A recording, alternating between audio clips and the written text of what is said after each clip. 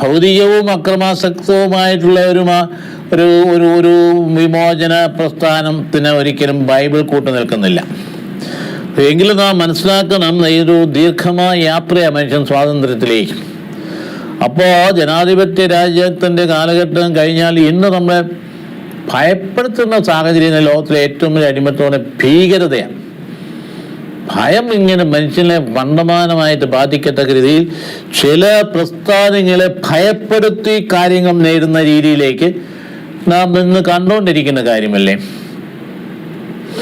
അവിടെയൊക്കെ നമ്മളെ ഒരു വിധത്തിൽ പറഞ്ഞാൽ നമ്മളെ മനസ്സിനെ ഇരുട്ടിലാക്കുന്ന സാഹചര്യം. ഇതും കഴിഞ്ഞ ദിനങ്ങളിലൊക്കെ ആണെങ്കിലും ഈ ഭീകരരുടെ പ്രവർത്തനങ്ങൾ പറഞ്ഞാൽ ആഗോള വ്യാപകമായിട്ടുള്ള യാഥാർത്ഥ്യം, അല്ലാതെ അവിടെ ഒരു സ്ഥലത്ത് പലസ്തീനായിൽ മാത്രം സംഭവിക്കുന്ന കാര്യമൊന്നുമല്ല. പലസ്തീനായ ഭീകരർക്കെതിരെയാണ് യുദ്ധം നടന്നുകൊണ്ടിരിക്കും. അപ്പോൾ അതുകൊണ്ട് ഇത്ര ഭയങ്കരമായ സാഹചര്യങ്ങൾ ലോകം മുഴുവനും കിടക്കുന്ന കാണാതെയാണ് ഇവിടുത്തെ ചില കുട്ടി നേതാക്കന്മാർ അവർക്കൊക്കെ പ്രത്യേകമായ ഐക്യദാർഢ്യമൊക്കെ പ്രഖ്യാപിച്ചു. ഹമാസിന് ഐക്യദാർഢ്യം പ്രഖ്യാപിച്ചുള്ള പ്രസ്താവനകൾ ചില കുട്ടി നേതാക്കളുടെ നമുക്ക് ഈയിടെ കേൾക്കാനായിട്ട് ഇടയായി. എന്ത് കണ്ടിട്ടാണെന്ന് മനസ്സിലാക്കിയിട്ടാണ് ലോകത്തിൽ എന്തെല്ലാം തരത്തിലാണ് ഈ ഭയങ്കരമായ അടിമത്വം. ഇവിടെ ഇപ്പോൾ ഒറ്റക്കാര്യം മാത്രം, ഇവിടെ വോട്ട് ബാങ്കിൻ്റെ അടിമത്വം നടന്നുകൊണ്ടിരിക്കും. അതുകൊണ്ട് ആരെയൊക്കെ പ്രണയപ്പെടുത്താം അതിനു വേണ്ടിയിട്ടുള്ള പ്രസ്താവനകൾ ഇറക്കിക്കൊണ്ട് യഥാർത്ഥത്തിൽ നടക്കുന്ന കാര്യങ്ങളെക്കുറിച്ച് ബോധ്യപ്പെട്ട് വിശകലനം ചെയ്യുന്ന രീതി നമുക്ക് ഇപ്പോൾ പണ്ടേ അന്യമായിക്കൊണ്ടിരിക്കാൻ സാഹചര്യം. പെട്ടെന്ന് നോക്കിക്കുക, ഇപ്പോൾ ഈ അടുത്ത കാലത്ത് റഷ്യയിൽ നടന്നത് എന്താ?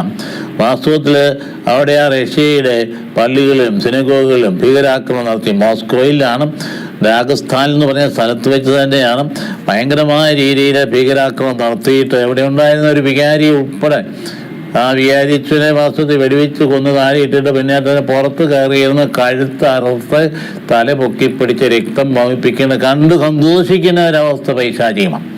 അതായത് പൈശാചി അടിമത്വം എന്ന് പറയുന്നത് എത്ര പേരെയാണ് വധിച്ചു കളഞ്ഞത്. അപ്പോൾ എത്രയധികം 20-ലധികം പേര് അവിടെ തന്നെ വധിക്കപ്പെടുകയും 60 പേര് കാണാതാവുകയും ചെയ്യുന്ന കാര്യമുണ്ട്. അപ്പോൾ അത്രയ്ക്ക് ഭീകരത അവിടെ വിതറി. അപ്പോൾ 66 വയസ്സായ ഒരു മനുഷ്യനെ പീഡിപ്പിച്ചുവെങ്കിൽ, ഒരു വൈദ്യനെ പീഡിപ്പിച്ചുവെങ്കിൽ എന്തൊക്കെ നടക്കാൻ പാടില്ലാത്തതും. അപ്പോൾ അങ്ങനെയുള്ള ചില കാര്യങ്ങൾ നടന്നുകൊണ്ടിരിക്കുമ്പോൾ പുരാതന സിനഗോഗ് വളരെ വിലപ്പെട്ട ഒരു ജൂബിഷ് സിനഗോഗിനെയാണ് തകർത്ത് കത്തിച്ച് കളഞ്ഞത്. ഇപ്പോൾ ഇങ്ങനെയുള്ള ഒരു പ്രത്യേകത ഇങ്ങനെ മോസ്കോയിൽ പിന്നീട് മാർച്ചിലാണെങ്കിലും ശരി IS ഭീകരന്മാർ 130 പേരെ കൊന്നു ഒരു സംഗീത നിശ സമ്മേളനത്തിൽ വെച്ചു. ഇപ്പോൾ അടിമത്വം എന്ന് പറയുന്നത് ഇതൊരു വാസ്തവത്തിൽ ഇതിന് പോകുന്ന ചാവേറുകളൊക്കെ എന്തെയോ ഐഡിയോളജി ഉള്ളിൽ കയറിയിട്ട് അതിൻ്റെ അടിമയായിട്ട് തരിക. സഹജീവിയെ വധിക്കണം, കൊല്ലണം എന്നൊക്കെയുള്ള ചിന്ത ഉള്ളിൽ കയറുന്നെങ്കിൽ എന്തോ ഐഡിയോളജിക്ക് അടിമയായി തീർന്നതിൻ്റെ അർത്ഥം എവിടെയോ തെറ്റായിട്ടുള്ള ഒരു ചിന്താഗതി അകത്ത് കയറി അതിൻ്റെ അടിമയായിട്ട് തീർന്നു. അത് ഭയങ്കരമായ അടിമത്വമാണ്. എന്നിട്ട് അതിൻ്റെ ഫലമായിട്ടോ നേരെ ചൊവ്വേ ജീവിക്കുന്ന ആളുകൾക്ക് സമാധാനമില്ലാത്ത അവസ്ഥയിലേക്ക് കടന്നു വരികയാണ്. അതുപോലെ തന്നെ ഈ കഴിഞ്ഞ ശനിയാഴ്ച എന്താകണ്ടേ വടക്ക് കിഴക്കൻ നൈജീരിയയിലെ ബോർത്തോ എന്ന സംസ്ഥാനത്തുണ്ടായ സ്ഫോടന പരമ്പരയിൽ 18 പേരെ കൊലപ്പെടുന്നത് നിരന്തരമായി നടന്നുകൊണ്ടിരിക്കുകയാണ്. 30 പേർക്ക് അത് പരുക്കം പറ്റി. അപ്പോൾ അന്ന് മെയ് 29 ശനിയാഴ്ച നടന്ന സംഭവം തൊട്ടടുത്ത് നടന്ന കാലങ്ങളിൽ നടന്നെന്ന് ഓർക്കണം. അപ്പോൾ ആ മരിച്ചവരിലെ ഗർഭിണികളും കുട്ടികളും ഒക്കെ ഉണ്ടായി. ഏതാണ്ട് 15 വർഷമായിട്ട് ഈ ബൊക്കോ ഹറാം എന്ന് പറയുന്ന ഭീകര പ്രസ്ഥാനം ഭയപ്പെടുത്തി മനുഷ്യരെ പേടിപ്പിച്ച് കഴിയുന്ന കാലഘട്ടം. 40,000 പേരോളമാണ് നൈജീരിയയിൽ 15 വർഷങ്ങൾക്കുള്ളിൽ കൊല്ലപ്പെട്ടു. അപ്പോൾ 20 ലക്ഷം പേര് നാടും വിട്ടു, ക്രിസ്ത്യാനികളാണ്. അപ്പം അങ്ങനെയുള്ള സാഹചര്യങ്ങളിൽ അടുത്ത രാജ്യങ്ങളിലൊക്കെ ആണെങ്കിലും നൈജർ, കമറൂൺ തുടങ്ങിയ രാജ്യങ്ങൾ അത് എടുത്ത് ഒറ്റപ്പെട്ട നമ്മളെടുത്ത് പറഞ്ഞെങ്കിലും ലോകത്തിൻ്റെ എല്ലാ രാജ്യങ്ങളിലും ഇന്ന് കടന്നാക്രമണം നടത്തുന്നത് ഈ ഭീകരതയാണ്.